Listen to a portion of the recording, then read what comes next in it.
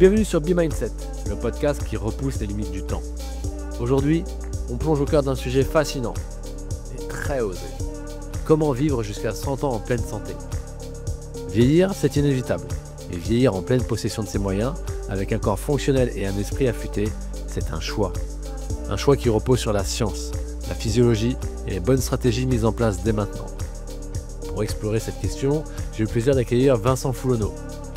Ancien chercheur à INSEP, spécialiste du vieillissement cellulaire, formateur en nutrition et en physiologie, avec une approche ultra précise de l'optimisation de la santé. 4 fois champion de France indoor, de rameur, un athlète qui incarne la longévité en action. Avec lui, on va décrypter les mécanismes du vieillissement, comprendre comment notre mode de vie influence chaque cellule de notre corps et surtout, découvrir des stratégies concrètes pour repousser les limites du temps. Alimentation, entraînement, récupération, mindset, voici tous les sujets que l'on va aborder aujourd'hui et surtout, on va se demander quelles sont les clés pour traverser les décennies avec vitalité. C'est ce qu'on va voir tout de suite. Prépare-toi, cet épisode va changer ta vision du vieillissement. C'est parti! Salut Vincent, Salut Alex, comment ça la va? forme? Bien, tranquillement, autant que faire se peut. Bah, la forme, pareil, pareillement que toi, autant que faire se peut, mais non, une fin d'année, parce que pour moi, on peut appeler ça une fin d'année, je fonctionne par année scolaire, une fin d'année bien chargée, mais dans l'absolu, ça va plutôt pas mal. Voilà. Du coup, c'est bientôt Noël. Ouais, donc les vacances d'été, c'est un peu comme si c'était Noël. Donc c'est bientôt Noël, avec une envie qui monte progressivement d'aller rien faire, parce que c'est aussi important, et recharger les batteries et faire en sorte de se reposer physiquement, mais aussi mentalement. Mm. Donc voilà, je suis une fois de plus super content de pouvoir discuter avec toi. L'idée de notre discussion du jour et de mon contact envers toi aujourd'hui, elle repose sur un sujet qui m'intéresse de plus en plus, qui est la longévité. Et j'ai envie d'être un peu euh, provoque dans mon titre de ce que je te propose aujourd'hui, c'est comment faire pour vivre jusqu'à plus de 100 ans. Voilà. Ah, c'est plus de la provocation, c'est putaclic à ce niveau-là. Voilà, donc je sais Alors, que tu as pas mal d'éventuelles réponses à me donner autour de ça. Euh, donc, ouais. donc voilà, est-ce que tu arriverais à me dégager des grands axes, des habitudes, des choses d'un point de vue mouvement, alimentation, enfin, je vais te laisser un peu étayer tout ça et me dire un petit peu ta vision des choses. Ouais, alors je vais mettre beaucoup d'eau dans mon vin dans mes propos parce que force est de constater, parce que le vieillissement intéresse les chercheurs de manière vraiment très assidue depuis maintenant presque 50 ans.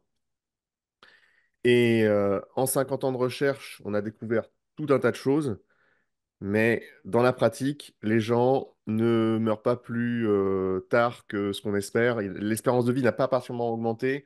La qualité de vie a vraiment gonflé jusqu'à des gens maintenant qui peuvent faire des marathons à 100 ans. Donc ça, c'est extraordinaire. Et ça, c'est vraiment bien.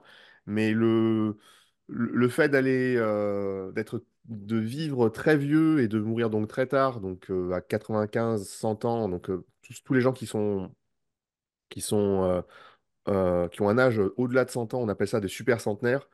Euh, on a du mal à savoir le pourquoi du comment. Il y a certains marqueurs qui existent, mais on est sûr de rien. Est-ce que c'est de la génétique?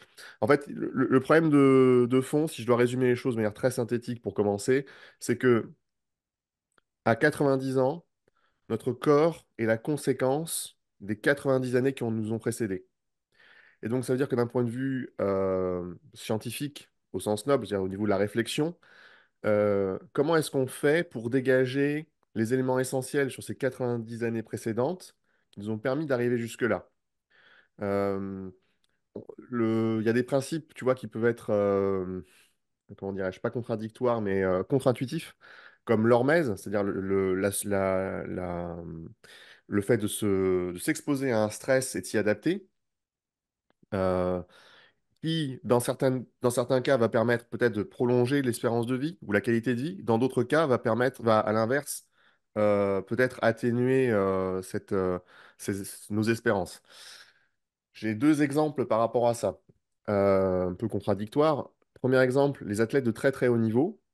On voit que, donc, en termes d'hormèse, ils sont allés à la limite humaine, sans parler de dopage, hein. Pour les athlètes qui ne sont pas dopés, parce que quand on est dans le dopage, forcément, on perd des espérances de vie, donc ça, c'est un non-sujet. Et ce qu'on observe, c'est que chez ces gens-là, chez les plus vieux athlètes qui ont accédé aux, aux Olympiades, aux Jeux Olympiques, il y a quand même un écart de 10 ans par rapport aux super centenaires. Donc, ils perdent 10 ans d'espérance de vie. Ok, Donc, aller trop dans la performance fait globalement perdre 10 ans d'espérance de vie, semblerait-il. Mais quand est-ce qu'on sait que c'est vraiment trop haut? C'est pas forcément facile de savoir. Peut-être que si on est dans le top 10 mondial, on est peut-être allé un peu trop loin. Mais peut-être que le top 100 ou le top 1000 mondial, c'est pile poil ce qu'il faut. d'accord. Un autre truc aussi, c'est la Seconde Guerre mondiale. Parce que donc, il y a encore des gens qui étaient là, qui sont nés pendant la Seconde Guerre mondiale ou juste un petit peu avant, ou encore des gens qui ont vécu des situations extrêmes et atroces dans les camps de concentration et qui ont survécu à ces camps. Euh, Il y a des gens parmi ces survivants qui ont tenu jusqu'à, pareil, 100 ans et plus. Et alors, certains sont tentés de dire, oui, vous voyez, ils n'ont rien mangé, ils ont été mis dans une situation de stress euh, absolu pendant cette période-là, et pourtant ils ont tenu aussi longtemps. Mais ce qu'on oublie derrière, c'est que comme ils ont été privés et mis dans une situation de stress terrible, absolue, pendant cette période de temps de quelques mois, quelques années, tout le reste de leur vie, culturellement, ils ont tout fait pour manger ce qu'ils voulaient, atteindre un niveau de bonheur le plus important possible. Il y a aussi un état d'esprit, c'est que quand on a connu l'horreur, derrière, ben, on prend du recul sur les choses, on est moins stressé. Donc ils avaient probablement un stress chronique qui était moindre tout le reste de leur vie.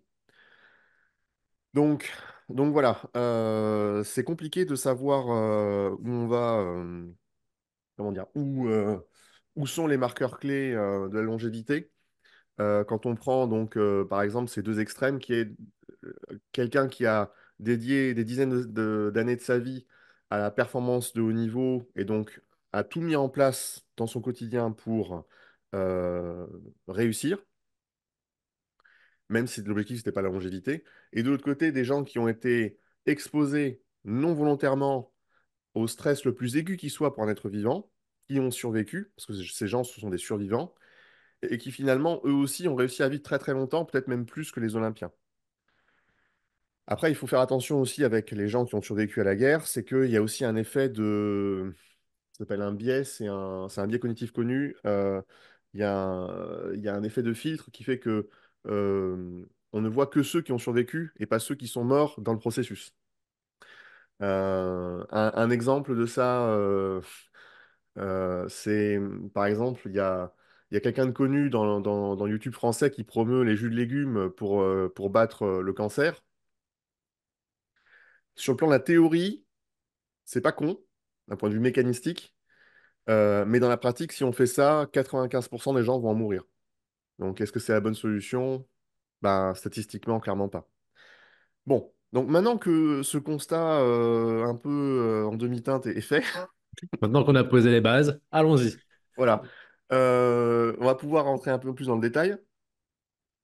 Et je peux amener une petite précision dans ma question, c'est effectivement comment atteindre un âge aux alentours de la centaine, voire plus vieux. Mais au-delà de ça, ce qui m'intéresse d'autant plus, c'est même si c'est en dessous, c'est en bonne santé et pouvant vivre correctement et dignement, tu vois. Surtout ça qui Ouais. m'intéresse. Alors, dignement, c'est plus une question de salaire, faut voir ça avec le gouvernement. Bon, tu pourras couper ça avec pour YouTube, hein. T'inquiète, je gère. Non, je plaisante. Euh, alors, euh, on peut partir dans plein de directions possibles. Je vais picorer dans différentes directions, puis tu m'arrêteras, tu m'interromps, tu fais comme tu veux. Euh, donc, moi, mon truc, c'est le vieillissement. Donc, je vais pas te les exposer tous, mais il y a 12 marqueurs de vieillissement qui existent. Sur les 12, je sais plus si on en avait discuté la dernière fois, mais il y en a 8 qui sont liés aux mitochondries. Donc, ça signifie que pour être en bonne santé, pour lutter contre le vieillissement, il faut clairement avoir le plus de mitochondries possible. Pour avoir le plus de mitochondries possible, c'est simple, il faut faire du cardio. De la basse intensité, de la haute intensité. Les proportions, en gros, c'est faire du cardio basse intensité quasiment tous les jours si on peut, et la haute intensité 1 à 2 fois par semaine. Et cette combinaison fait que naturellement, on maximise la qualité et la quantité de nos mitochondries. Et ça règle déjà un problème. Ça règle probablement au moins 30% du problème. D'accord, première pause. Voilà. Pour la Première- qualité de vie et pour gagner en espérance, voilà. Ok, Premier bloc. tu peux amener quelques précisions, s'il te plaît? Euh, Parce qu'il y en a, ils vont me dire c'est quoi la zone 2. Il y en a, ils vont me dire c'est quel volume. euh, Tu me dis quotidiennement, tu dis il faudra en faire. C'est quoi le volume quotidien qu'il faudrait éventuellement pratiquer? Ouais. Alors, ben, on a la génétique de nos ancêtres, et nos ancêtres, ils avaient un volume de pas par jour qui était plutôt aux alentours de 50 000, 60 000 pas par jour, parce qu'ils étaient, donc avant qu'on devienne sédentaires, ils étaient nomades. Ils traversaient des distances colossales dans la forêt, à cueillir, à bouger en permanence. On a fait ça pendant des millions d'années, nos ancêtres ont fait ça pendant des millions d'années, donc on est particulièrement adapté pour ça, on est des créatures d'endurance. Donc ça signifie que un effort de très basse intensité où on peut parler, on marche, mais qui est fait tous les jours, quotidiennement, on est simplement conçu pour ça et c'est bénéfique pour la santé. On va créer des mitochondries en faisant ça. Alors, pour ce qui est des zones d'effort, bon, je ne sais pas si tu as, déjà eu Sean sur le podcast. Oui. Ouais, je vous conseille d'aller voir son podcast pour beaucoup plus de détails. Là, je vais faire ça de manière très condensée. En gros, quand vous faites un effort cardiaque, tant que vous êtes capable de faire cet effort en gardant la bouche fermée, vous êtes avant le premier seuil physiologique. Quand vous êtes obligé d'ouvrir la bouche pour avoir plus d'air qui rentre, parce que vous avez besoin de plus d'oxygénation pour faire fonctionner vos muscles, vous êtes au-dessus de ce premier seuil. Et quand vous atteignez une situation où il y a un emballement cardio-respiratoire, vous commencez à halter parce que en fait, vous êtes en train de voir que malgré l'intention d'absorber l'oxygène, vous êtes en train de perdre la cinétique respiratoire. Là, on est au-delà du seuil 2, donc qui est le seuil de VO2 max, qui est un effort qu'on ne peut pas tenir plus de 5-6 minutes, cette zone-là. Moi, ce dont je vous parle, la basse intensité, c'est avant le seuil 1, donc c'est un effort qu'on peut faire en gardant la bouche fermée ou alors en discutant. Donc c'est un effort vraiment qui est cool. Pas forcément très agréable, c'est-à-dire que si ça dure plusieurs heures, il faut quand même gérer le truc, il faut prévoir de l'eau, il faut prévoir des glucides intra-séance, un peu comme une rando. Peut-être que l'exemple le meilleur qui existe, c'est la rando. Si vous n'aimez pas trop ce genre de truc, vous pouvez très bien faire un tour à vélo, un très long tour à vélo. Voilà, vous faites un petit trajet Paris-Toulouse en 2 jours, et puis ça ira bien. Facile. Ou quatre. Et ensuite, ce que j'appelle la haute intensité, c'est ce qui va être au-delà du seuil 2. Donc, c'est des efforts que de toute façon, vous ne pouvez pas tenir plus de 5 minutes. Et donc là, il y a tout type d'efforts possibles, soit des efforts très longs de 3-4 minutes qui sont durs, mais que vous pouvez répéter, ou alors ce qu'on appelle des all-out, où vous mettez absolument toute la patate que vous pouvez sur 30 secondes. Ça va dépendre de votre appétence, mais faire ce genre de truc, c'est bénéfique. Euh, c- la très haute intensité permet de trier les mitochondries et de garder seulement les meilleures. La basse intensité permet d'augmenter leur nombre, donc de faire ce qu'on appelle la biogenèse mitochondriale, c'est-à-dire la duplication des mitochondries. Et du coup, il faut faire les deux. En plus, il faut faire les deux pour une seconde raison, c'est que quand on fait de la basse intensité, votre système neuro, il a tendance, hop, à tes souhaits, il a Merci. tendance du coup à s'activer plus sous l'angle du parasympathique, c'est-à-dire il va y avoir pour faire simple, une inhibition de l'énervement. On va tendance à être en mode cool, zen, tranquille. À l'inverse, quand on fait de l'orthosympathique, ce qu'on appelle aussi le sympathique, donc c'est de la haute intensité, on a l'adrénaline qui monte, le cœur monte, on est énervé. Faire trop de l'un ou trop de l'autre, pour l'équilibre psychique et pour le ressenti de la fatigue, c'est pas bon. C'est-à-dire que si vous faites que de la zone 2, vous allez vous sentir épuisé en permanence, parce que vous allez vous sentir trop baba cool en permanence, et vous allez vous sentir incapable de sortir de ça, ce qui est pas bon non plus. Donc, pour un bon équilibre, il faut faire les deux. Et il semblerait, donc ça dépend des gens, des perceptions. Sean et moi, on est à peu près d'accord pour dire que, en gros, 2 sessions de haute intensité par semaine, pour la santé, c'est suffisant. Et ensuite, pour ce qui est de la basse intensité, le cardio, ça dépend. En fait, le vrai problème, ça dépend du temps des gens. Le plus, c'est le mieux, tant qu'on s'y adapte progressivement. Le minimum, le minimum, on est aux alentours de 3 heures par semaine, 4 heures par semaine, ce qui représente quand même un volume conséquent. Donc, il faut marcher régulièrement, il faut éviter de prendre le bus, il faut prendre le vélo, il faut bouger, prendre les escaliers plutôt que l'ascenseur, trouver chaque opportunité pour bouger, si on n'a pas le temps d'aller faire du vélo. Et ensuite, pour ce qui est de la marge haute, là, alors c'est là qu'on va commencer à entrer un petit peu dans la problématique de la longévité. Par exemple, les triathlètes de très haut niveau peuvent s'entraîner jusqu'à 50 heures par semaine. Mais est-ce que c'est bon pour leur santé sur le long terme? Je ne pense pas. La raison, et là je vais rebondir après sur le vieillissement, mais je fais juste une petite digression par rapport à ça. La raison, c'est que par exemple, les sports à impact, donc le marathon, le triathlon, euh, la répétition des impacts au sol crée des micro-vibrations qui je recommence, qui amènent à des liaisons, des liaisons. Non, mais j'arrive plus à Lésion. prononcer mon mot. Alors, je recommence. Donc, les micro-lésions, non, donc les micro-impacts provoqués par. Non, je recommence. Les micro. Coupé. Coupez, coupez, cet homme est une arnaque. Donc, les impacts provoqués par la course à pied provoquent des micro-lésions euh, au niveau tissulaire, mais dans l'intestin, ce qui peut provoquer des hémorragies internes très légères qui sur le très long terme est très mauvais pour la santé parce qu'un autre pilier de la santé, c'est la santé de votre flore intestinale et de votre intestin. C'est vraiment un truc très très fondamental, aussi fondamental que les mitochondries. Donc, il faut surtout faire en sorte de garder ça en bon état et de pas trop le léser. Et pour le coup, les impacts en trop grosse quantité, c'est pas bon. Donc, si vous adorez l'endurance et que vous adorez la course à pied, là pour le coup, je vous dirais d'y aller un peu mollo, d'éviter un trop gros volume. Et si vous voulez euh, absolument faire du cardio, mais parce que votre appétence n'est pas complète, parce que vous bridez par rapport à la quantité, faites autre chose, faites de la natation, du vélo, du ski de fond aussi, ce que vous voulez, mais sans impact. Un sport dit porté, Ok. pour faire simple. Euh, Et alors du coup, ben, la marge haute, pour revenir à ça, euh, personne ne sait exactement.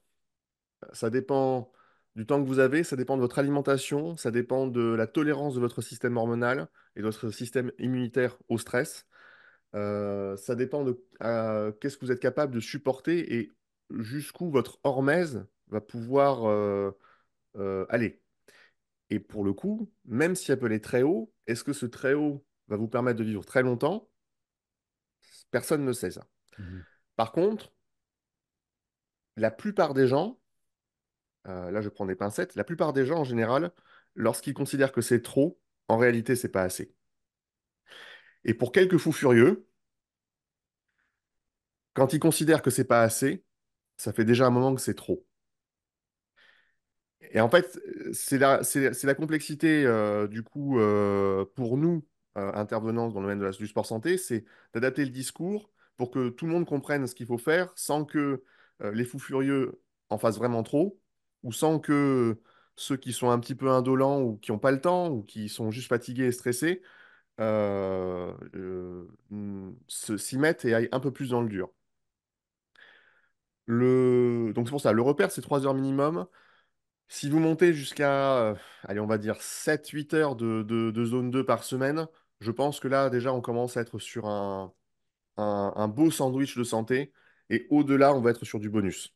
Mais du coup, si je devais te donner une marge haute comme ça à l'intuition par rapport au recul que j'ai sur le sujet, je pense que, ouais, aux alentours de 8 heures en portion haute de cardio par semaine, plus les 2 entraînements de haute intensité, avec des apports alimentaires adaptés. N'hésitez pas à aller voir un nutritionniste du sport ou un diététicien du sport pour vous faire accompagner.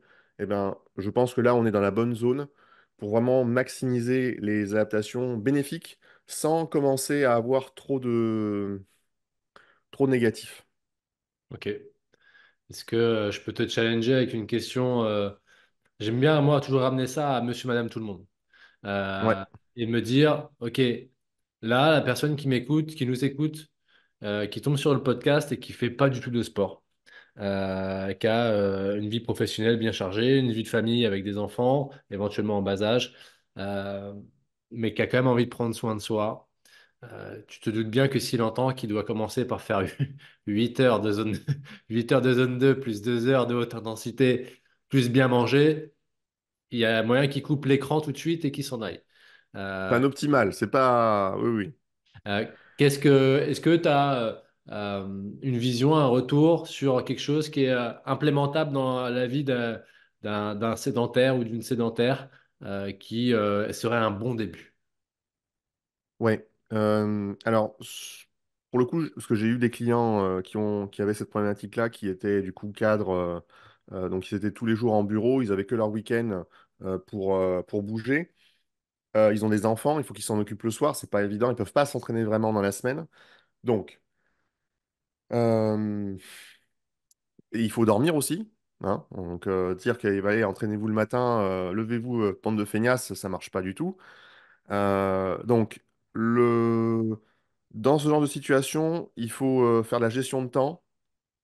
Donc, c'est là que la lutte contre la sédentarité dans les petits gestes est utile. Ça va être monter les escaliers, prendre le vélo dès qu'on peut. Euh, Sur la pause entre midi et deux, parce qu'on n'est pas dans un pays esclavagiste, encore heureux, eh ben, aller faire une marche rapide de 30 minutes où on s'envoie un petit peu, c'est très très bien. Marcher vite, marcher bien. Et un autre point important, c'est le week-end, on peut toujours s'arranger pour bouger énormément. Donc ça va être le week-end, le cœur du travail pour l'entraînement ou en tout cas l'activation de vos mitochondries. Que vous soyez avec vos enfants, en famille, tout seul ou peu importe, il y a toujours moyen de se débrouiller pour aller bouger. Amener les enfants au parc, bouger avec eux plutôt que de rester sur le banc et les voir s'amuser. Être toujours dans l'action, dans l'activité et, euh, et ne jamais rogner pardon, sur le sommeil parce que c'est souvent une erreur que font ces gens-là, c'est-à-dire ils se disent, bon, je suis pas assez discipliné, donc, il faut que je dorme un petit peu moins pour mettre un truc en place le matin ou le soir. Et en fait, ça, finalement, la conséquence, c'est que du stress chronique qui se met en place et ils explosent au bout de quelques mois. Donc, toujours important de garder le sommeil. Le sommeil est une part importante de la vie pour la récupération, pour la santé, pour le bonheur. Et sur le temps qui nous est imparti sur le reste de la journée, bouger le plus possible. Et en particulier pour ces gens qui sont très occupés, vraiment, le week-end, vous avez deux matinées et deux après-midi entières, vous pouvez bouger, refaire le plein de soleil, donc si on est en été, et il faut vraiment y aller là pour le coup. C'est là que vous devez peut-être planifier un petit peu pour vous organiser et essayer de maximiser vos activités. Ok. Et ouais, t'aurais pas des notions de chiffres, de durée pour ces personnes-là, quoi. Le plus possible le week-end qu'ils peuvent, quoi. Ouais, quand on est dans cette situation-là, le... enfin, je vais te faire une analogie qui a absolument rien à voir d'ailleurs avec un sujet qui a rien à voir. Les gens qui sont dans les forces spéciales, dans l'armée, on les met à l'entraînement dans des situations de stress qui sont terribles, avec une dépravation en sommeil qui est extrême. Mhm. C'est extrêmement dur à tenir. Et en fait, l'astuce pour tenir, c'est juste de dormir quand on peut. Donc, dormir 5 minutes par-ci, dormir 5 minutes par-là. Sauf que sur une journée cumulée, peut-être qu'ils auront réussi à dormir 1 heure et demie de plus que leurs camarades. Et donc, derrière, ils auront une lucidité supérieure qui leur permettront de passer les tests et d'atteindre leurs rêves et de devenir commando. Ok. Et c'est pareil aussi sur le terrain d'ailleurs. Et ben là, c'est pareil avec ces gens qui sont très occupés. C'est que grignoter ces petites parts d'activité un peu par-ci, un peu par-là, on s'en rend pas compte parce que le cerveau oublie, mais mine de rien, ça fait des heures accumulées sur les semaines et ça fait des dizaines et des centaines d'heures accumulées sur l'année. Et ça, c'est extrêmement précieux en réalité. Ok. Donc, ouais. Et l'autre aspect donc, que tu évoquais, donc, c'est la partie sommeil. Est-ce que sur la Ouais. partie, est-ce que sur la partie sommeil, tu as des infos à donner Ben, le sommeil, avoir un bon sommeil, c'est gage de longévité. et de bonne santé. Donc, il est primordial d'avoir un bon sommeil si vous voulez vivre longtemps et en bon état. Et la qualité du sommeil dépend de plusieurs facteurs. Ça dépend, bien entendu, de votre ration alimentaire. Si vous ne mangez pas assez dans la journée, vous allez avoir un sommeil léger la nuit et vous allez mal dormir, donc vous allez mal récupérer.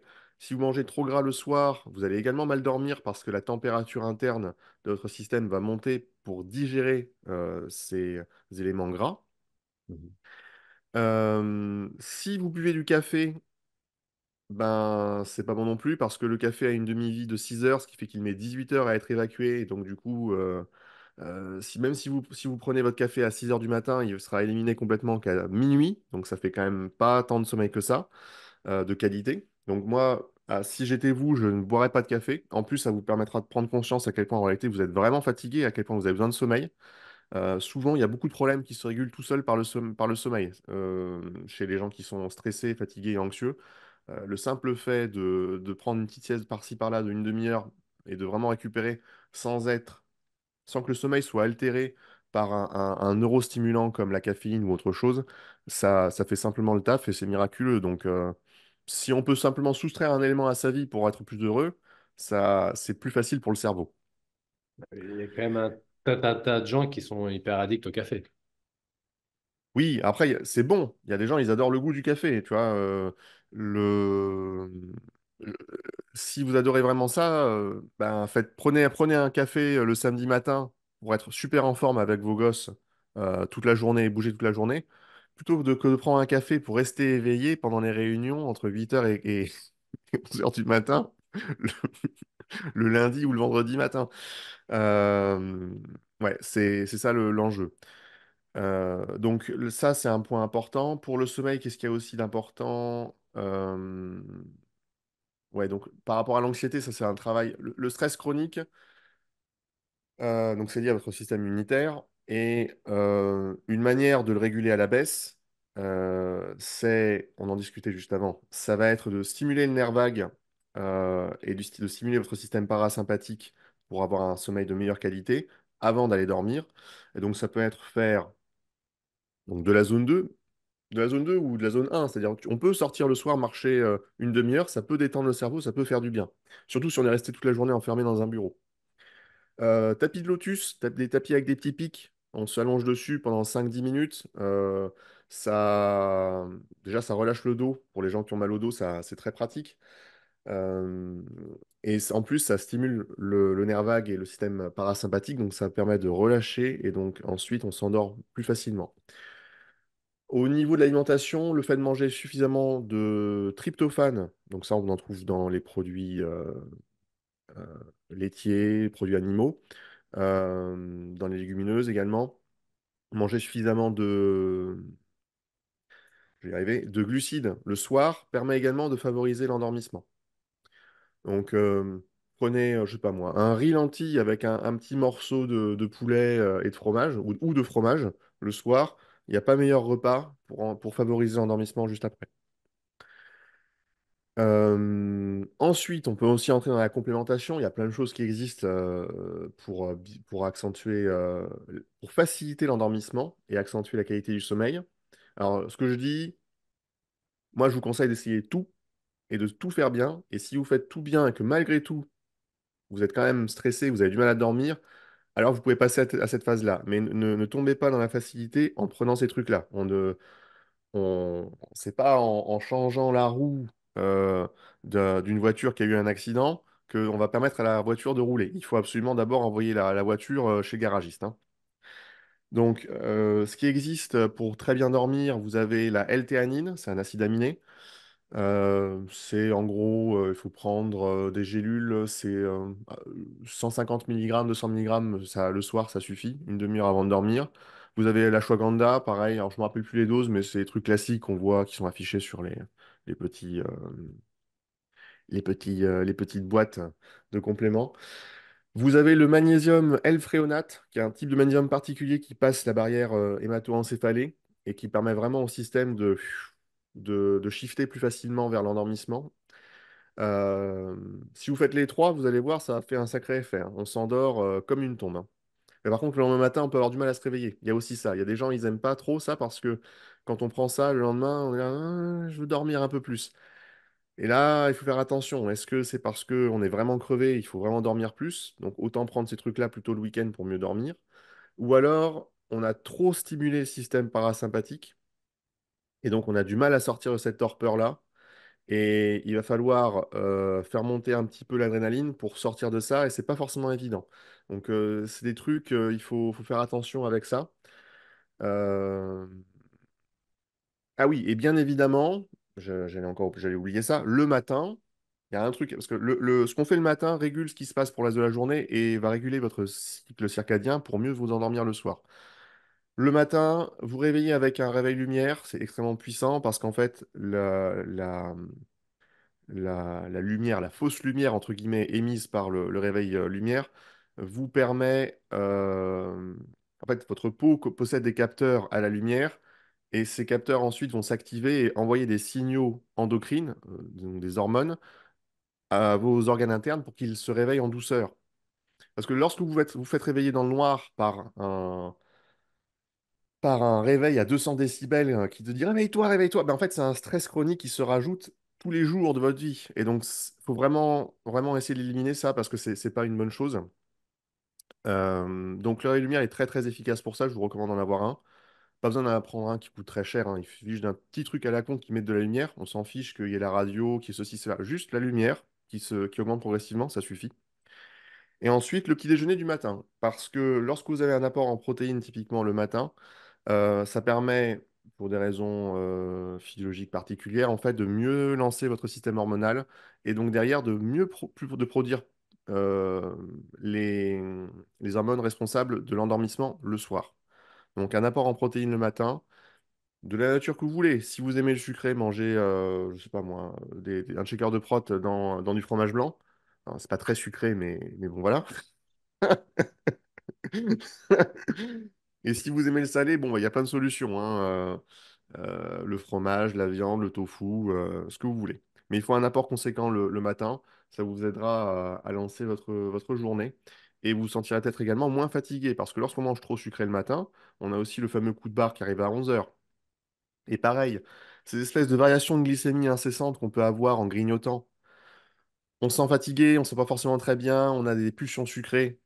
Ça, c'est au jour le jour. Mais cumulé sur des années et des années, sur toute une vie, au bout de 90 ans, votre pancréas, il vous dit va te faire foutre. Et là, c'est la maladie métabolique qui arrive. On devient diabétique avec l'âge. C'est une maladie métabolique très connue des personnes âgées qui n'avaient rien juste avant. On a des dégénérescences neuro, donc Alzheimer, Parkinson, ou simplement de la sénilité. On perd la mémoire ou ce genre de choses. Mais en fait, c'est en grande partie lié à des variations d'insuline qui se sont accumulées sur toute votre vie, qui détruit votre pancréas. Et ce faisant ensuite, produit des substances qui viennent bousiller ensuite les vaisseaux dans le cerveau, et donc bousiller votre cerveau. Donc, euh, donc évitez les variations de glycémie, mangez 3 repas par jour, ça suffit simplement. Euh, il y a aussi, je sais bien que la nourriture est une source de décompression par rapport à l'anxiété. On grignote pas seulement parce qu'on a faim, on grignote parce que ça fait du bien pour se relâcher. Essayez de trouver d'autres leviers pour déstresser. Ça peut être la méditation, ça peut être la respiration, ça peut être trouver des amis pour faire des blagues avec. Euh, Ça n'est certainement pas la cigarette. Ce que je vous vois venir, hein. J'ai déjà eu cette réponse en classe par mes étudiants. Ah, non, moi, je fume de la beuh, c'est vachement bien. Oui, mais non, non, parce que là, pour le coup, vous bousillez le cerveau. Hein.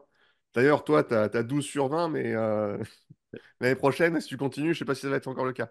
Non, j'exagère, mais pareil, il faut faire attention à ça. Euh, En fait, la discipline que vous allez trouver dans votre vie pour être plus heureux, plus serein, moins anxieux, cette discipline-là va vous servir sur le long terme et la longévité. C'est difficile d'y penser quand on a 20 ans, 30 ans, pour ce qui arrivera lorsqu'on aura 80 ans, 90 ans. La question que vous devez vous poser sur le plan motivationnel, c'est la chose suivante, c'est si votre vie, votre responsabilité, c'est peut-être d'être heureux, mais c'est aussi d'être présent pour vos proches, pour éduquer vos enfants, vos petits-enfants, pour être là pour eux. Parce que vous êtes utile à votre famille comme ça. Si c'est votre responsabilité d'être ainsi, alors il faut que vous restiez en bonne santé le plus longtemps possible. C'est aussi simple que ça. C'est pas seulement égocentrique, hein, la santé. Il y a aussi cet aspect-là. Alors, si vous êtes un connard, effectivement, bon, allez, bouffer, manger de la cigarette, personne ne se souviendra de vous. Mais la plupart des gens ont quand même cette appétence-là pour le bonheur d'autrui et de leur famille. Donc ça veut dire que vous avez besoin de rester en bon état jusqu'à la fin de vos jours. Et même si vous n'avez pas d'enfant et que vous êtes toujours utile dans une société, plus on arrive dans l'âge, plus on a des choses à partager, à Oui. enseigner, à transférer aux générations qui arrivent par d'autres biais associatifs, éducatifs. Mais même si vous n'avez pas d'enfant, on a un rôle de transmission, plus on avance dans l'âge, qui est, à mon sens, capital. Voilà. Oui, j'ai pris cet exemple parce que c'est un archétype, mais les amis, c'est tout aussi important. Il y a des gens qui n'ont pas d'enfants qui sont heureux, et c'est le même principe qui s'applique. Le cercle proche, leur bonheur dépend du vôtre. Donc, si leur bonheur dépend du vôtre, ça veut dire que votre responsabilité d'être heureux et d'être en bonne santé va au-delà de votre simple individu. Voilà.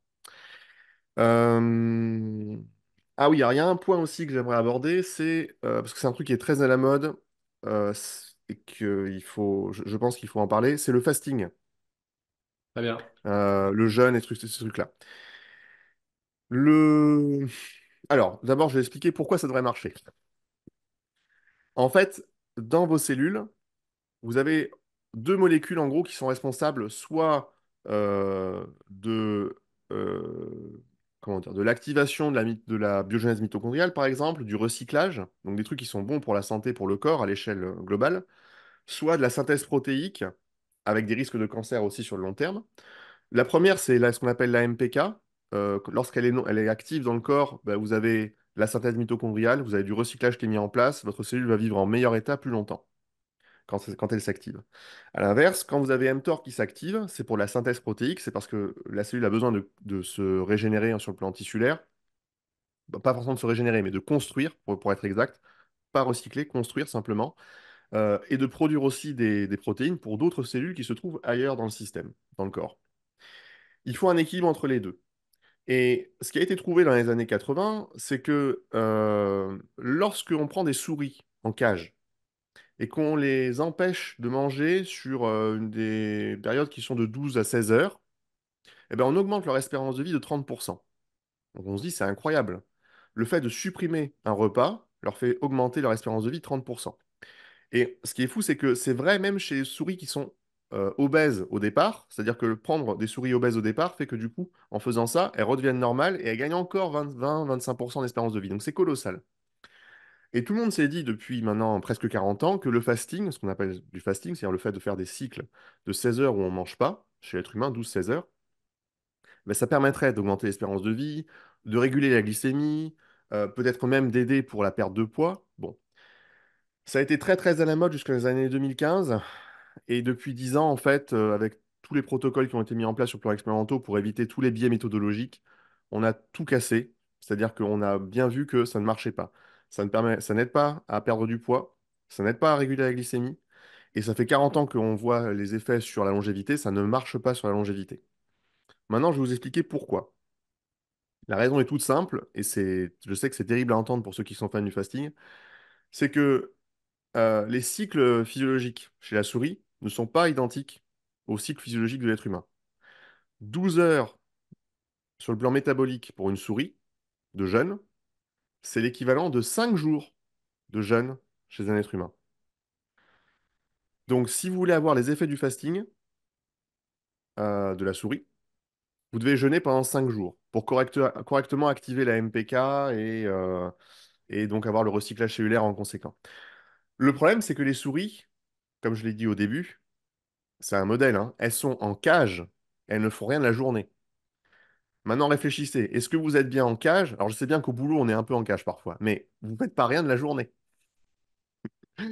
Donc, si vous vous déplacez, que vous bougez, que vous êtes soumis à un stress à minima qui est intellectuel et pas physique, vous êtes déjà hors cadre par rapport à cette expérience-là, à ces protocoles-là. Donc, le fasting, malheureusement, ne marche pas. Si vous voulez faire du jeûne long de 5 jours, peut-être que ça marche, peut-être, Il n'y a pas de preuve épidémiologique que ça améliore l'espérance de vie. Peut-être que ça aide sur le plan physiologique à aider le recyclage, mais ça veut dire que vous devez mettre dans une condition de ne rien faire pendant 5 jours. Et tout le monde ne peut pas faire ça. La plupart des gens, ils sont obligés de travailler. Bref, le... le fasting, pour essayer d'augmenter son espérance de vie, voire une qualité de vie meilleure, est une fausse bonne idée, malheureusement. Euh, Moi, c'est un truc auquel je croyais encore il y a quelques années. Et en fait, les papiers sont tombés au cours des 5 dernières années et maintenant, c'est clair comme de l'eau de roche, malheureusement. Donc, bon, je veux dire, même moi, j'ai changé d'avis là-dessus. Mais là, c'est clair. C'est à la fois clair d'un point de vue épidémiologique, c'est-à-dire qu'il n'y a pas de preuve du gain d'espérance de vie ou la qualité d'espérance de vie. C'est clair du point de vue mécanistique, parce qu'on sait exactement ce qui se passe, parce qu'on voit bien que les cycles métaboliques ne sont pas les mêmes entre la souris et l'être humain. Et c'est clair aussi du point de vue de la méthodologie quand on a mis en place les protocoles expérimentaux, parce que là, cette fois, maintenant, on n'a plus de biais protocolaires dans les études scientifiques. Ok. Donc là, Est-ce on est qu'il sur un reste, carré d'as. est-ce qu'il reste des intérêts aujourd'hui à pratiquer le jeûne intermittent alors? Bah, aucun. Aucun? Le seul intérêt, c'est que si c'est votre mode alimentaire qui vous convient naturellement, alors là, ok. Mais il n'y a pas de bénéfice, mais il n'y a pas non plus d'effet négatif. Ouais. J'insiste là-dessus, c'est-à-dire que c'est neutre. En fait, vos apports sur la journée, s'ils sont équilibrés, tout va bien. Le seul point, alors si, il y a un point, c'est que, comme je l'ai dit tout à l'heure pour le sommeil, et il y a d'autres raisons aussi à ça, c'est important d'avoir un apport alimentaire le matin pour casser le jeûne de la nuit. Et aussi parce que, en fait, c'est le matin qu'il y a une production de testostérone, ce qui fait que ça équilibre la machine hormonale de manger le matin. Et donc, si vous voulez faire un jeûne intermittent, vous devriez manger seulement le matin et seulement le soir et pas à midi. C'est ça qui serait optimal pour la santé si vous voulez respecter le cycle métabolique du corps humain. Le problème, c'est que, là, je ne sais pas si vous vous rendez compte, mais quand on travaille, ne pas manger le midi et rester En forme. frais, bah, c'est très très compliqué. Ok. Et comment, alors, pour le pratiquer, je suppose que tu as pratiqué aussi un petit peu le jeûne intermittent, et moi, pareil, je le pratique de manière ponctuelle. Comment t'expliques la sensation? Alors, c'est une sensation qui est propre à chacun, je suppose, mais sensation pas de bien-être, mais tu te sens un peu plus frais en fait. De temps en temps, quand tu laisses l'organisme au repos et que tu manges pas le matin ou le soir. C'est Alors, comment de tu le manière vis? ponctuelle, c'est pas pareil. Moi, le jeûne intermittent, je considère qu'on fait vraiment un jeûne intermittent quand on fait ça tous les jours pendant au moins un mois. Quand on D'accord. fait ça de manière ponctuelle, c'est juste un rééquilibrage sur la semaine au niveau métabolique, au niveau des apports caloriques. Donc ça, c'est au niveau immunitaire aussi. Donc c'est pas vraiment du fasting à proprement parler. Le fasting stricto sensu, c'est vraiment respecter cette règle-là pendant plusieurs semaines d'affilée. Et bah, moi, pour avoir essayé, en fait, le constat, c'est que déjà, comme moi, déjà, je faisais du sport à haute intensité, j'ai clairement vu que j'explosais complètement sur le plan sportif et qu'il fallait que je diminue. Donc ça m'a fait arrêter. Voilà. Après, le reste, ce que je te dis, c'est ce que disent les études scientifiques. Bon, en termes de ressenti, j'étais éclaté physiquement. Mais ça, c'est juste moi dans mon cas particulier. Ok. Moi, je trouve qu'il y a un intérêt à repréciser ça. C'est effectivement, je pense, et ça c'est ma vision des choses, que le jeûne a sa place dans une optique de santé quand vous êtes plutôt, comme tu disais, en mode rééquilibrage. Ouais, Si tu veux rééquilibrer tes apports sur la semaine ou si à un moment donné tu veux laisser un peu au repos le système digestif, ça a toute sa place. Et aussi dans le cadre de ce qu'on disait tout à l'heure, la partie hormétique, la partie hormèse, où ouais. habituer son corps à ne pas manger de manière ponctuelle, ça a du sens pour l'aider à s'adapter et faire de ton corps une machine d'adaptation, même si j'aime pas trop le mot machine, mais un organisme ou un être vivant qui est capable de s'adapter plus facilement que si tu es constamment en train de bouffer. Comme à l'inverse, il faut avoir des périodes où bah, on mange plus. Hmm. Enfin voilà, c'est ma vision des choses, mais voilà. Mais je suis d'accord avec toi, hein. Vraiment, faire un jeûne de manière ponctuelle parce qu'on sent qu'on en a besoin. C'est très important de suivre ses intuitions alimentaires lorsqu'on est à l'équilibre. Lorsqu'on est à l'équilibre, hein. Lorsqu'on a des addictions, évidemment, ne suivez pas vos intuitions. Euh, Mais lorsqu'on est à l'équilibre et qu'on est à peu près conscient de ce qu'on fait, si on sent qu'on n'a pas besoin de manger, il faut suivre ses intuitions et simplement ne pas le faire. Moi, ça m'arrive parfois de ne pas manger le matin, euh, mais je ne considère pas que c'est du fasting, c'est encore autre chose, quoi. Ok. Développement des mitochondries, qualité de sommeil, alimentation, jeûne intermittent. Est-ce qu'il y a d'autres aspects qui pour toi sont importants de connaître sur Ouais. la longévité? Ouais, alors du coup, le second pilier de votre santé avec les mitochondries, c'est votre système digestif, la qualité de votre intestin et du microbiote qui est accueilli en son sein. Alors là, ouais, je vais détailler un petit peu parce que c'est plus sexy, mais en gros, vos bactéries dans votre flore intestinale, plus elles sont nombreuses et équilibrées les unes par rapport aux autres, c'est-à-dire qu'il ne faut pas qu'il y en ait une qui domine les autres, sinon ça amène à une dysbiose, donc des dérèglements derrière qui vont être hormonaux. Quand ces bactéries, en fait, elles dégradent, elles décomposent vos aliments, et à partir des fibres, par exemple, insolubles, elles vont créer du butyrate, des acides gras à chaîne courte, des GABA aussi.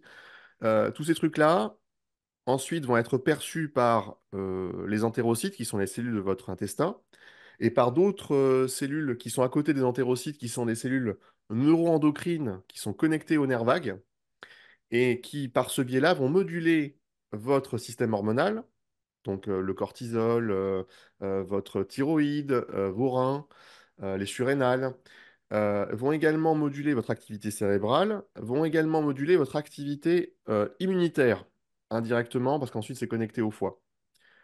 Donc c'est très très important d'avoir une flore intestinale en bonne santé et un système digestif, donc des entérocytes qui sont en bonne santé. Parce que c'est grâce à ce processus-là que tout se régule derrière. Et si on dérégule ça, on crée un stress chronique qui va venir déréguler votre système hormonal. Donc là, on se retrouve avec des gens qui sont en hypothyroïdie, en hyperthyroïdie, des gens stressés, le cortisol qui explose, des problèmes de foie, le système immunitaire aussi qui déconne, donc des gens qui tombent malades tout le temps, qui tombent malades pour un oui, pour un non, ou à l'inverse, qui font des immunodépressions, et donc qui tombent malades jamais, qui tombent pas malades, mais qui sont du coup dans un état larvaire. Bon, eh ben, le cœur du problème, c'est votre flore intestinale et votre système digestif. Donc, en admettant que tout va bien, pour le maintenir bien, il faut manger beaucoup de fibres, entre 25 et 35 grammes de fibres par jour à peu près. Ça se calcule, vous pouvez trouver ça facilement avec Internet. Et le fait d'avoir ces apports en fibres tous les jours vous permet de maintenir une flore intestinale en bonne santé. L'autre point, c'est qu'il vous faut des entérocytes, donc les cellules de la paroi intestinale en bonne santé également. Et elles sont dépendantes de plein de choses, mais elles sont dépendantes en partie des acides aminés qui leur sont donnés. Et pour le coup, ça signifie qu'il faut avoir des apports en protéines suffisants. Si vous ne mangez pas assez de protéines, vous allez dégrader la qualité de vos entérocytes et ça ne marche pas. En plus, bon, c'est vrai que j'ai oublié ça, mais entre le microbiote et les entérocytes, vous avez un truc qui s'appelle le mucus intestinal. Le mucus intestinal, c'est en fait une espèce de gel d'acide aminé qui est posé là et qui sert de protection pour empêcher les bactéries de traverser. C'est un gel d'acide aminé. Les acides aminés, on les trouve où? Ouais. Ben, dans des protéines. Et la nature est cruelle. Les protéines, d'ailleurs, faut que je parle de ça juste après. Euh, on a besoin de beaucoup de leucine. Et la leucine, on en trouve beaucoup dans les produits animaux, malheureusement. Donc le régime vegan n'est pas fonctionnel pour la santé du système digestif, malheureusement. Ni pour la santé immunitaire, pour d'autres raisons, à cause des carences en fer et en vitamine B12, et même pour d'autres raisons. Mais du coup, ce que ça veut dire, c'est que vous devez avoir un apport en protéines quand même régulier, en protéines animales. Il semblerait que le ratio minimal, si vous voulez essayer de minimiser votre apport en protéines animales, le ratio minimal, c'est au moins 50% des apports en protéines de la journée, soit en ration sous forme de protéines animales. Donc c'est pas rien, quand même, malheureusement. Donc par rapport à ça, sur le plan éthique, le mieux, c'est de trouver des producteurs locaux pour que les animaux qui vont être mangés aient eu une belle vie avant cela plutôt que de manger des animaux qui n'ont jamais vu la lumière du jour. Donc, ça, c'est la situation à l'équilibre. Donc, avoir un apport en protéines suffisant, avoir un apport en fibres suffisant, pour toutes les raisons que j'ai évoquées. Maintenant, là où c'est compliqué, c'est si vous êtes en situation de déséquilibre. C'est-à-dire que vous avez du stress chronique, vous avez mal au ventre, l'intestin irritable, vous pétez tout le temps, vous allez aux toilettes tout le temps, vous avez des immunodépressions, enfin bon, toutes les physiopathologies qui sont connues pour lesquelles en général on va voir le médecin ou un nutritionniste. Donc là, il n'y a pas de réponse universelle. La première chose que je vous recommande de faire, c'est pas de voir un médecin, mais plutôt de voir un nutritionniste ou diététicien compétent, parce que les médecins ne sont pas formés pour ces trucs-là, et ils vont vous donner de l'imodium ou je sais pas quoi, un truc pour relaxer le ventre, et c'est pas ça dont vous avez besoin. Vous n'avez pas besoin d'un médoc en l'occurrence, vous avez besoin d'un rééquilibrage alimentaire progressif. Et ça, c'est pour le coup, la personne qui sera capable de mettre en place un protocole par rapport à ça, c'est un spécialiste de la nutrition. L'idée va être en gros de renforcer votre microbiote. Donc ça peut être en vous donnant des probiotiques, des prébiotiques, pardon. Donc les probiotiques, probiotiques pour la vie, donc c'est des trucs qui vont aider votre flore intestinale à s'épanouir. Et des prébiotiques, ça va être littéralement des bactéries. Donc ça peut être ça. Il y a aussi des postbiotiques. Il y a toute une, il y a, non, il y a tout un spectre, un champ lexical par rapport à ça euh, qui existe. Mais en gros, l'idée, ça va être de revenir renforcer à nouveau votre flore intestinale. Euh, pour renforcer les entérocytes, euh, il y a aussi des astuces. En fait, une des problématiques qu'ont les gens, par exemple, moi c'est ce que j'ai eu quand j'étais plus jeune, j'avais mes entérocytes qui étaient pas correctement serrés, ils étaient un peu décalés, et donc du coup ça laissait passer les bactéries et les saloperies dans le sang. Ça s'appelle la porosité intestinale, c'est ça le terme. Donc ces trucs-là, ça s'appelle les jonctions serrées, et quand les jonctions serrées sont desserrées, ben, du coup tout passe. Dans cette situation-là, en fait, il faut resserrer. Et un truc qui marche très bien, c'est la L-glutamine pour ça. Vous avez aussi le curcuma, et pour une raison que je ne comprends pas d'un point de vue mécanistique, il y a aussi la myrtille qui marche bien dans cette situation-là. Donc voilà, donc vous avez ces trois trucs-là qui marchent bien, qui sont connus pour bien marcher.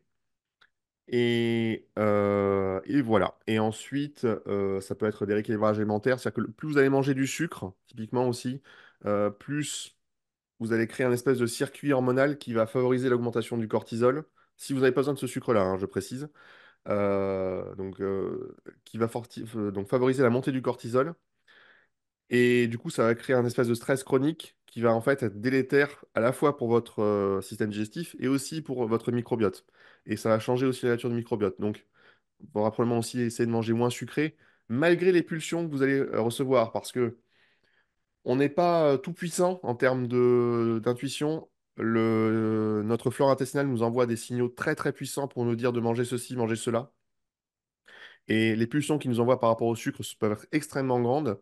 Et si vous ressentez ce genre de choses, n'hésitez pas vraiment à vous faire aider par un professionnel parce que c'est pas évident de se discipliner pour résister à ça.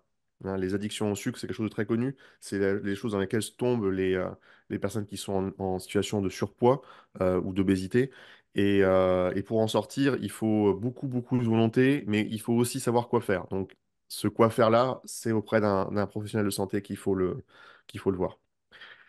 Bref, tout ça pour dire que votre flore intestinale, elle est super importante et vous devez la maintenir en excellente santé jusqu'à bah, être le plus longtemps possible. Voilà, c'est Ok. tout. Ok. Donc ça fait quand même pas mal d'aspects importants qui ressortent. Euh, Concernant la longévité, toujours, de ce que moi je peux lire, de ce que j'ai entendu, voilà, de mes différentes recherches, on parle aussi éventuellement de la, la force musculaire. Ouais. Euh, qu'est-ce que tu en penses? Alors, c'est tout à fait juste. Euh, alors, autant la force musculaire, c'est comme les mitochondries. C'est qu'il y a peut-être un niveau au-delà duquel eh ben, on perd en espérance de vie pure, même si on garde en qualité. On sait que trop de masse musculaire, sur le très long terme, c'est pas bon parce qu'en fait, on épuise nos cellules souches. Et donc, du coup, bah, en les épuisant, forcément, on peut plus se régénérer et on meurt. Où est le juste milieu? Je ne sais pas, personne ne sait malheureusement sur ce sujet-là. Clairement, le fait d'avoir un peu de masse musculaire, ça permet deux choses. Ça permet d'avoir un système central, donc un système neuronal en bon état, et donc pareil, de prévenir les maladies neurodégénératives comme Parkinson. Mais ça permet également un autre truc. Et il faut savoir que votre masse musculaire, c'est un espèce de coussin de défense sur le plan hormonal pour votre système immunitaire. C'est votre première ligne de défense, enfin, un genre. Ce qui fait que plus vous avez de masse musculaire, plus en réalité vous êtes capable de mieux contenir une attaque bactérienne ou par un virus. Et ce qu'on voit clairement chez les personnes âgées, c'est que les personnes âgées qui manquent de masse musculaire sont les premières à tomber sur le champ de bataille de la vie. On voit également la chose suivante, c'est que les personnes âgées qui sont maigres ont des probabilités de survie qui sont plus basses. Donc, dans le cas des personnes âgées, être en léger surpoids, très léger surpoids, c'est bénéfique pour le coup. Donc, c'est ce qu'on observe. Donc, oui, faire de la musculation, ça aide.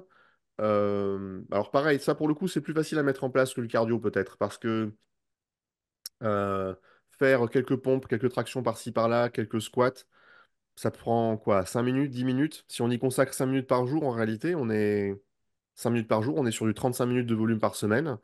Euh, En réalité, faire 5 minutes de pompe d'affilée, eh. Donc si on économise bien son temps, je sais pas, par exemple, on fait une traction, 3 pompes, 5 squats, et on fait ça non-stop pendant 5 minutes, et on fait ça un jour sur deux, et un autre jour, on alterne avec des abdos, des lombaires, ou que sais-je, et ben, en réalité, on est bien, on a un développement minimal ou un maintien minimal de la masse musculaire.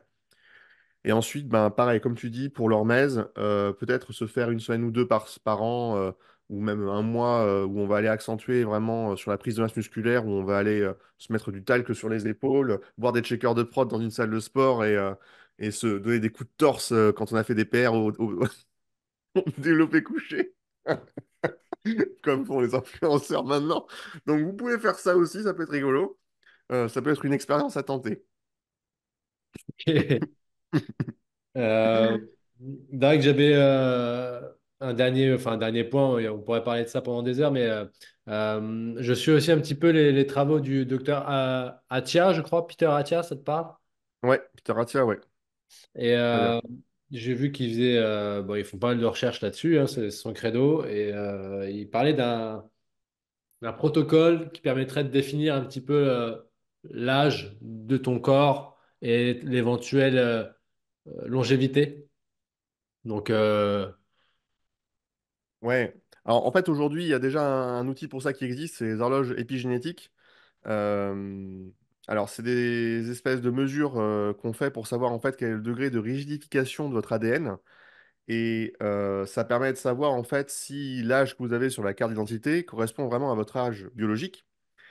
Si vous avez fumé de l'alcool, si vous avez fumé de l'alcool, si vous avez fumé toute votre vie, que vous avez bu de l'alcool toute votre vie, vous avez fait n'importe quoi en termes de sommeil, il est très probable que vous ayez un âge biologique qui soit 10 ans plus grand que l'âge de votre carte d'identité. Bon, par exemple, si moi j'ai 36 ans maintenant, peut-être qu'en faisant n'importe quoi, j'en ai 40 ou 45. À l'inverse, si je fais toujours les choses bien, donc je mange correctement, je fais beaucoup de sport, je dors suffisamment, mon cortisol est bas, j'ai une flore intestinale en bonne santé, il est possible que mon âge biologique soit 5 ans, 10 ans en dessous. Mais il n'y a pas de miracle, c'est-à-dire qu'on ne peut pas à 80 ans avoir un âge biologique de 20 ans. Ça, c'est impossible. On peut avoir peut-être un gain de 10 ans, 15 ans, peut-être sur le long terme, mais pas tant que ça. Euh, le... ces outils-là, en fait, ils ont été utilisés pas tellement pour prédire d'ailleurs quand est-ce qu'on va mourir, hein. C'est-à-dire qu'en gros, ils sont quand même précis à 3 5 ans près, mais c'est un peu terrible quand même de savoir qu'on va mourir avec une fenêtre de 3 4 ans, 3 5 ans. Ça permet surtout en fait, de savoir quelles sont les modalités au quotidien qui permettent de maximiser l'espérance de vie ou même d'inverser l'horloge biologique lorsqu'elle a déconné parce qu'on a nous-mêmes déconné dans notre vie. Les trucs les plus importants, c'est l'alimentation, c'est le sport, c'est la vie sociale, c'est le bien-être mental. Et il y a aussi un point qui est le dernier sur la liste, mais qui est important, mine de rien, c'est la sérénité financière. parce que, en fait, simplement, le fait d'être serein financièrement fait qu'on est moins soumis à du stress chronique au niveau cérébral. Mais c'est sous hypothèse que l'aspect économique est important pour vous. Parce que si vous êtes déjà serein, sans cette problématique-là, ben, ça n'est pas un vrai marqueur. Hmm. Je précise ça. Donc, l'aspect social est important, l'alimentation, le sport. C'est vrai que j'ai pas parlé de l'aspect social, mais du coup, ouais, c'est peut-être un autre pilier important pour vivre heureux en bonne santé. En fait, de manière générale, plus vous êtes heureux dans votre tête, positif. D'ailleurs, c'est un trait de caractère qu'on retrouve chez beaucoup de gens qui vivent très longtemps. Ils sont toujours très positifs, très heureux, ils blaguent tout le temps. Eh ben, il y a peu de chances que votre stress chronique monte, puisque vous rigolez tout le temps et de tout. Hein. C'est des proches qui disaient qu'il fallait absolument rire de tout et de la mort. Euh, eh ben, il avait raison. Alors bon, lui, il est mort d'un cancer, le pauvre, mais il avait profondément raison sur ce sujet-là. Ok, bah écoute, on fait juste un petit dernier récap, histoire que les gens ont bien intégré ces grands facteurs, ces grands principes. Le sport, développement de la zone 2, un peu de haute intensité, 2 fois par semaine, ça paraît être un bon volume d'entraînement, tout en restant dans le sport. La partie musculation, hein, c'est-à-dire au-delà de la partie musculation, réussir à maintenir une masse musculaire, voire à développer un peu de muscle, Ouais, et tout ça pour avoir des tendons, des articulations, des muscles et des os forts. Ça permet de vivre bien et plus longtemps pour le coup, ouais, de continuer de se déplacer, de continuer de pouvoir porter des poids, enfin voilà, de continuer de se mouvoir. La qualité du sommeil, optimiser votre qualité de sommeil. Moi, je rajouterais dans ce que tu disais tout à l'heure pour optimiser le sommeil au-delà de l'alimentation, c'est effectivement, tu as parlé de la lumière pour le réveil, mais la lumière d'ordre général dans votre sommeil. Essayez d'avoir une pièce sombre le plus ah possible. oui, ouais, j'ai Euh, oublié ça. Oui, oui, oui, tout à fait. Ouais. Essayez de couper vos téléphones, mettez vos téléphones Ouais, en dehors de votre chambre si vous le pouvez.